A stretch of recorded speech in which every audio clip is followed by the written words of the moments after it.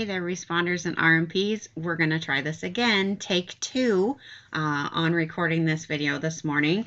So grab your decision tree. We're going to jump into hypothetical for 3/15/2025.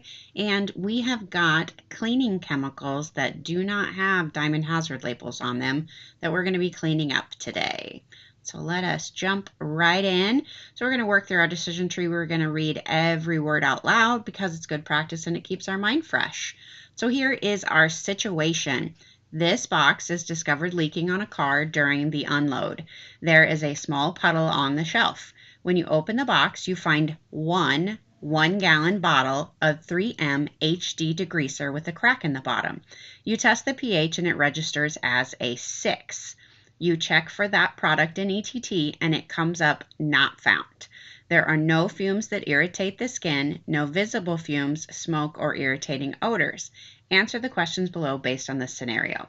So I'm going to pause here, let you run through your decision tree. So hit the pause button and we'll be right back. All right, so I hope as you were going through the decision tree, up here in this first box, we're getting no's. So then we're coming down to this box.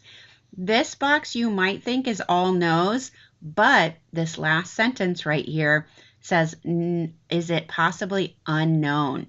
We don't know. We don't know if this product should have had a diamond hazard label. There's a lot of stuff that makes its way through our system without a diamond hazard label. So we want to always treat it as hazardous until we know differently. In this situation, we don't know differently. So we are going to treat that as an unknown hazardous material. So we go through this one all know, go through this one all know. Our green box, unless you're going to be drinking some HD degreaser, it is not an edible liquid. I don't recommend that. So in this box right here, we're going to get a no. So that's going to bring us down here to our yellow box. A designated responder needs to be cleaning up this leaking package. So yellow box, UPS designated responder must clean up this spill. And then which response or containment sheet are we going to utilize? Well, as I talked about before, it's an unknown product. So we're going to turn to our no label or unknown response sheet, which is on page 5. It's got right there at the top, no label or unknown. And that's the one that we're going to go through. I will let you guys read through the top of this, talking about hazards. It is important to read through all of this information to make sure that you're asking yourself these questions, because these are the kind of packages that we can have terrible situations with because we don't know what it is. So we want to make sure that we're paying attention to the hazards. Personal protective equipment required is going to be your goggles, boots, apron, silver shield liner gloves, and regular gloves. Response action steps, we're going to keep all sources of ignition away from the substance. That's why we use a plastic shovel and a plastic dustpan and a plastic fiber broom so that we're not creating any kind of friction or sparks. For solids, we're going to skip that because this one's a liquid. So we're going to check the pH by tearing off approximately 5 inches of pH indicator tape and immerse it in the spilled liquid. Match the pH tape color to the closest color on the pH tape dispenser. If the pH of the material is above or below 6 to 9, stop and go to the corrosive liquid response sheet. You do not need to test it again when you're at the corrosive sheet. If the pH of the material is within the 6 to 9 range, we're going to go to the flammable response sheet. Liquids with high viscosity can appear very thick and may not register a pH, such as engine oil, machine oil, lubricant, or maple syrup. Syrup is very thick, so syrup, maple syrup, corn syrup, lots of other kinds of products like that are very thick. You won't be able to get a pH off of it. So then you're going to go to the flammable response sheet anyway. So this guy told us to check our pH as we were going through. So it's important that we read every page on here because, again, we don't know what's in this box. It could be something highly acidic. It could be something that's incredibly alkaline and registers a 13 or a 14 on the pH scale. We don't know. So until you have pH'd it, until you've gone through the process, we need to be in full PPE and we need to be following our decision tree. This is going to help you do things safely. If you have an acid or a base and you solidify it without neutralizing it, you get a big old explosion in your building. I've had it happen before and it was very messy. We had an acid, we solidified, put the lid on the bucket. The next morning we came in and it had gone everywhere. We had a huge mess under the belt, which is where our storage area was.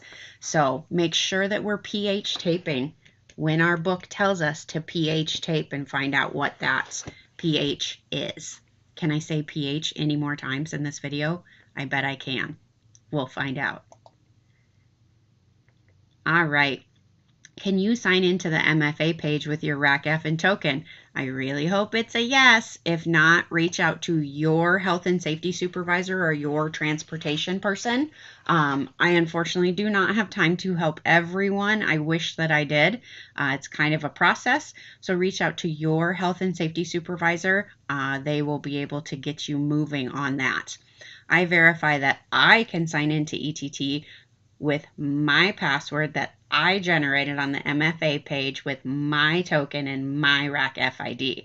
So if you're selfish and it's all me, and then you're doing it all yourself, that's a good thing. So we're going to mark that yes.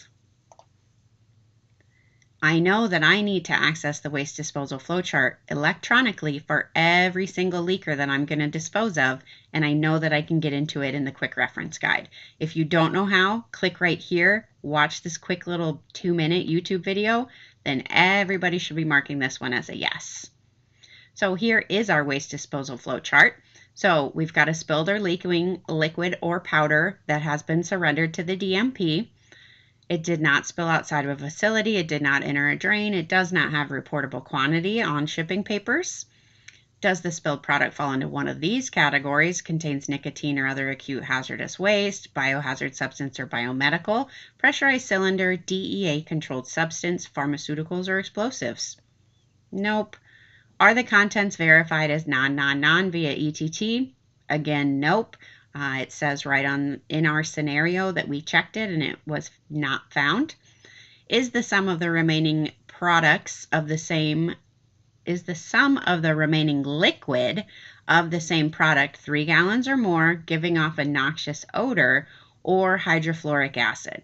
So in this box, if you were to open this degreaser and it's very strong, it burns your nose, whatever the situation might be, we can do that one as a liquid present.